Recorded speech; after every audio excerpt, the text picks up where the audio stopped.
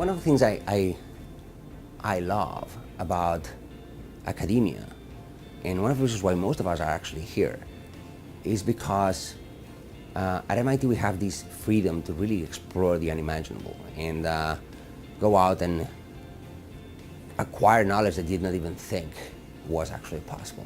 We brew new ideas, we brew new ways of actually approaching new problems. And that's fantastic, and the freedom we enjoy to do that is what allows us to actually go and explore the unimaginable.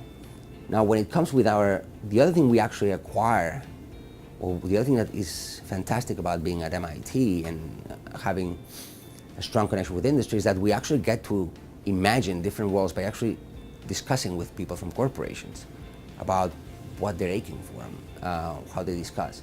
Best scenario is one in which we collaborate continuously, not necessarily to do contract research for them, but rather to imagine a new world we can actually build together.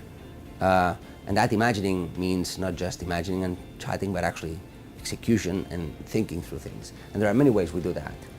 But what's critical to that interaction is to be able to meet and talk about what corporations, startups, and people from industry actually think about and what we think about, and understand that there is a business to be developed eventually amongst the two parts, whether it be a business of exchange of knowledge or whether it be a business of actually collaboration afterwards.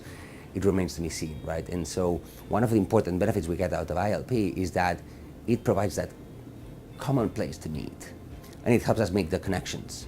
And afterwards, what's becoming more and more easy to do with ILP is to develop those connections and those conversations and take them further.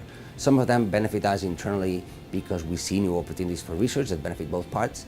Some of them benefit us at an individual level because through collaborations we don't lose touch with the reality out there. There's always the danger, right, that as you start to imagine the impossible and you start to do that, you forget that how the impossible looks like in the real world, and that's what you don't want to do. And so one of the things we get as a benefit is there are real world problems out there. Those sometimes require fantastic technologies, sometimes require fantastic minds to think through the problem in a different way. And ILP helps us explore that domain with companies in a more partnership approach rather than a contractual relationship for contract research or otherwise. What we long for is shorter cycle collaborations. We work incredibly fast here at MIT. It's an incredibly fast-paced institution.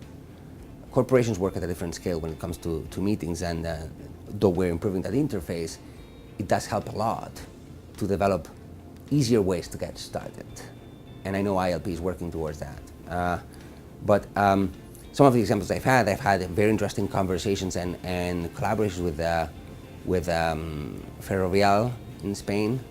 I've had really interesting conversations with companies from that operate in Latin America and the United States. EXA comes to mind. Our biggest challenge now is finding ways to further develop those conversations or find better ways to communicate so that we can get started sooner talking to each other. And that's a constant challenge for us in academia, to figure out ways in which we can better serve the outside without